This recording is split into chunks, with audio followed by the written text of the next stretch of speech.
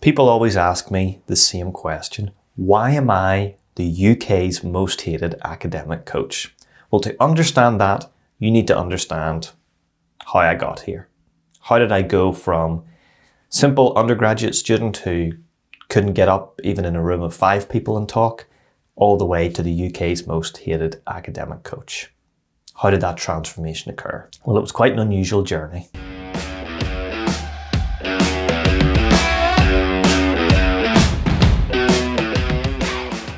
Hello, my name is Dean, and I am on a mission to turn academics into adults. A lot of people ask me, how did I become the UK's most hated academic coach? Well, if we cast our minds back a few years, I was in school.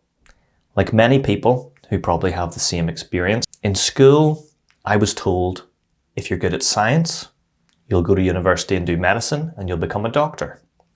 If you are good at English, you will go to university and do law and you'll become a lawyer.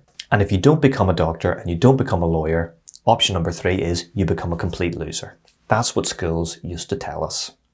But that wasn't true. I ultimately didn't go to university to become a doctor. Okay, I didn't get the grades, so I got AAB instead of AAA, which you needed to do medicine. So I ended up at Queen's University Belfast, but I still held on to this idea that I was going to do medicine. I thought I'll do my 3 years biochem degree and then I'll go postgraduate into medicine. That was my plan. But things didn't turn out that way. I ended up enjoying my biochemistry degree so much, in particular, the final year. Because in final year, that's when I got my first taste of research and working in a scientific lab. So that honours project, I worked in a lab that focused on respiratory viruses, and I enjoyed that experience so much. It was so different from my educational journey to date. It was really hands-on. Now, was I great at it?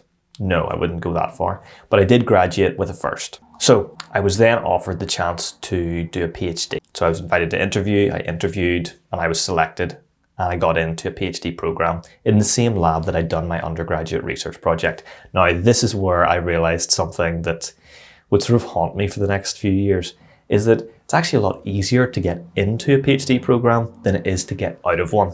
Okay, the only way for me was to get through it, okay, and to succeed. And I know I've talked about this in another video, but just because I was, let's say, academically gifted, I studied hard, I was good, I performed well in exams, that didn't translate very well to success in the lab, at least not initially. Those first couple of years were a real struggle. There were some high points, there were some real low points. Imposter syndrome, all those other things, you name it, I experienced it. But I got through it from the help of my family, my friends, and in particular, a lot of my colleagues in the lab that I worked in were exceptionally supportive. Really, really fantastic. Now, unfortunately, PhDs in the UK are somewhat unusual or a little bit different from other places in Europe and America in that they're only funded for 3 years. Okay, some PhDs in other countries are funded for up to 5 years. Now, I, like a lot of PhD students, didn't finish everything very neatly by the end of the 3-year mark. In fact, I still had some experiments to do. I had my entire thesis to write, but my funding was up. So what did I do? I had to get a job. And where did I end up? I ended up in W5. Okay, for those of you that don't know, W5 is a science discovery centre, sort of like a science museum. Kids of all ages come in, families come in, and they get to watch shows, performances that are entertaining but also educational. My job at W5 as a science communicator, one of the most fun jobs I've ever had. My job was essentially to write and perform the shows that were entertaining and educational for kids who notoriously don't want to learn. Okay, they can't sit still at school, but they would sit still for those shows in W5. The best way I can describe that experience is that was like steroids for my public speaking and my presentation skills. Now, bear in mind, at this point, I've done 3 years of my PhD. I have won prizes for presentation skills. I have won various public speaking prizes, but it was once I went to W5 that it completely changed how I approached making presentations. And I started being able to make them far more engaging when I ultimately went back into academia. So people sometimes ask me, if you were having so much fun at W5, why did you go back into academic research, Dean? Well, the answer to that is something we all experienced: COVID. Okay, the COVID-19 pandemic came along. W5 had to close, unfortunately. And thankfully, I had the majority of a PhD in respiratory viruses, okay? SARS-CoV-2 was a respiratory virus. As you can imagine, there was significant amount of research going on at the university and a lot of postdoc contracts to jump into. So I ended up doing 2 different postdoc contracts over several years, working specifically on SARS-CoV-2. One of them was to create a novel material that you could put on personal protective equipment, common touch surfaces, and the idea was it was powered by light, just ordinary light, and it was self-cleaning, so it would destroy viruses and bacteria and reduce the spread of disease.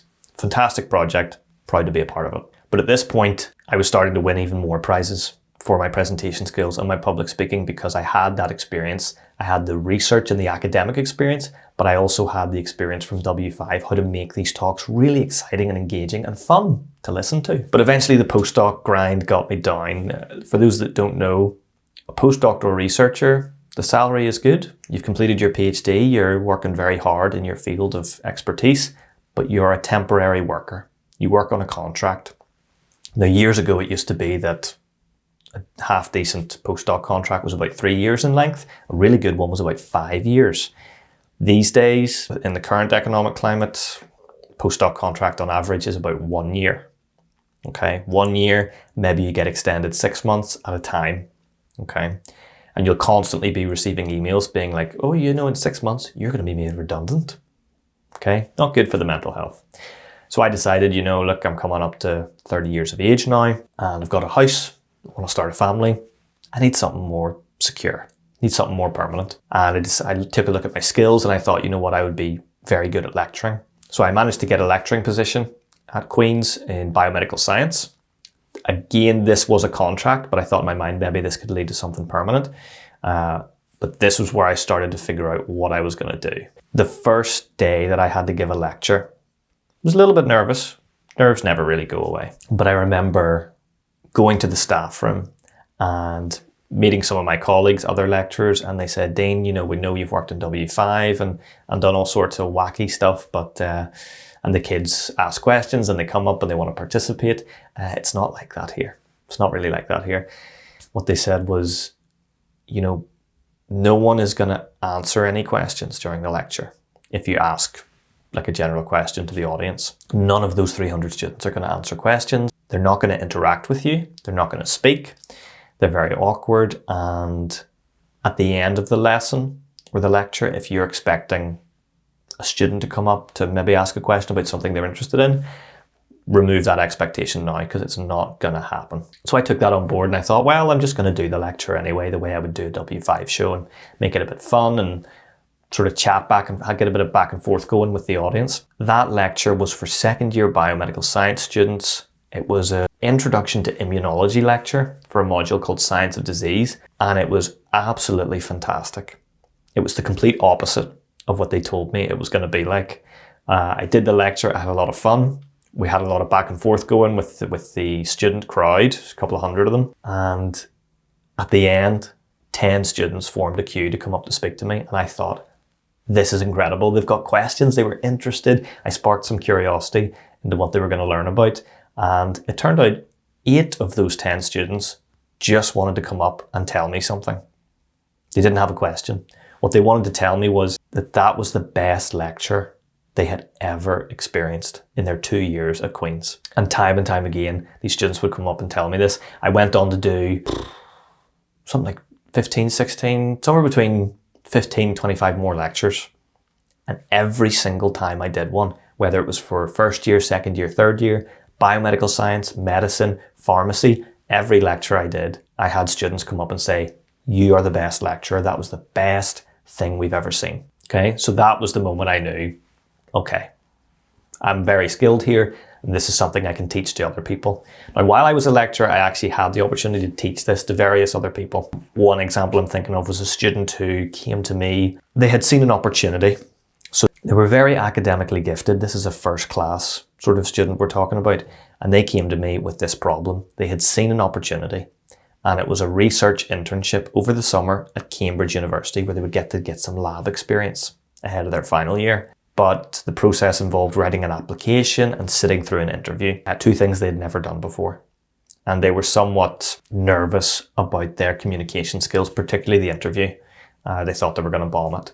So we sat down over a couple of weeks, did some interview coaching, some presentation skills, worked on questions and answers, and we changed this student from someone who had never sat an interview before, someone who was very self-conscious about their social skills, to someone who was ultimately successful in securing that research internship.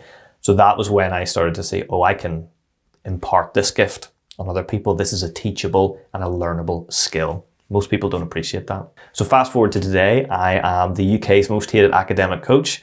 Why most hated? Well, most hated because I tell people and students things that they don't like to hear. One of those things is public speaking and writing. It's a skill. You can learn it. A lot of students like to think that you're either born good or you're naturally good at presenting or you're not. Okay? Because that's a comfortable thing to think because it removes a lot of the responsibility from you, but you are responsible. Okay? Time and time again, what I was seeing at university was students going from first year to third year and their writing never improved. We're learning more subject-specific knowledge. They were able to regurgitate things, but could they write a nice essay, a nice paragraph, even a reasonable sentence? You might not believe that, but the number of times I read essays and I saw sentences that went on for 9 or 10 lines. You were running out of breath just reading it out loud. It wasn't improving. And the presentation skills were similar. Every so often they would have to do a presentation and it was no better at third year than it was at first. And what the students didn't seem to appreciate was the moment they graduate, they need to get a job. And how do you get a job? You get a job by writing a CV. And if you write it well enough, you get invited to interview. Once you're there, you have to speak. You have to present yourself in a professional manner. And if you do that well enough, you get the job. The degree does not get you the job. Everybody has a degree now. Most people have multiple degrees. It's the skills. And most people during their university journey, they don't see that journey in that way. They don't conceptualize university as a series of skill development opportunities. They just see it as, I'm doing this to get the grade, to pass the test, to get the degree. And they end up robbing themselves. They come out the other side and they wonder why they can't get a job. They wonder why they go to all these interviews. Some of them can't even get to the interview. Some of them go to interviews and they wonder why they can't get through. They keep getting passed over. People that seem to know less about their subject are getting hired, but they're not. And it's because they don't have those skills. Another reason I'm most hated is because I give actual, honest, constructive feedback. Too many members of staff I've seen in the past, they've sat through what is a average to per presentation, and their feedback that they write at the end is, great work, keep working at it, you'll get better. Completely useless. Completely useless bit of feedback, that is. Much better to tell someone something that maybe hurts in the moment, maybe stings a little bit, but is good for them. Like, you speak way too fast and it's distracting, nobody can understand what you're saying. Okay? That's the most common problem you see time and time again, particularly with students when they start presenting, is they get nervous, and when you're nervous, you speak too fast. I once saw a presentation where a person spoke so quickly that every 30 seconds they had to stop and do this. And then they would continue to speak. And it was so distracting. The entire audience were like, my God, you couldn't follow what the person was saying. It was ridiculous, but they weren't aware that they were doing it. Now that might be surprising to you, but most of us have little habits that we do when we get up to speak in public that we don't realize because we're nervous and we're not really paying attention. And so I remember 6 different people giving this person feedback. Not one of them said, you speak too fast. And the big gasps for breath are kind of distracting. Nobody wanted to be the person because it felt rude, it felt mean, but that would have been the most helpful thing for that person. And that was what I ended up telling them. The next week they came back, the presentation was incredible. They completely fixed this problem.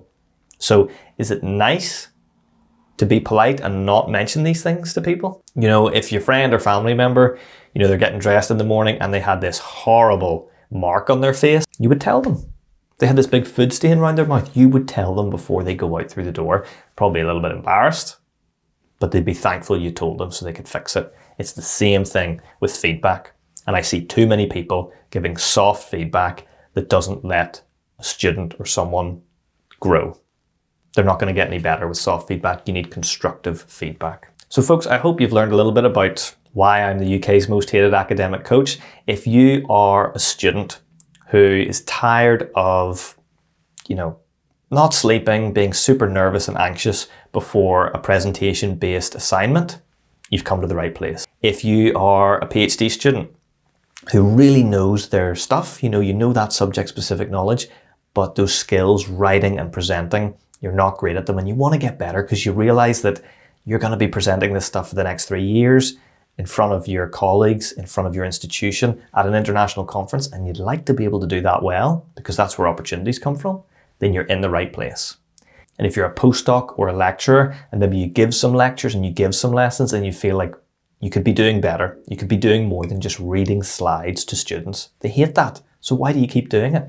Make your lessons engaging. If that's what you want to do, then you're in the right place. Folks, anyone from a student, from a school student to a university professor can learn these skills, okay? It's never too late to learn. You can learn writing, you can learn presenting.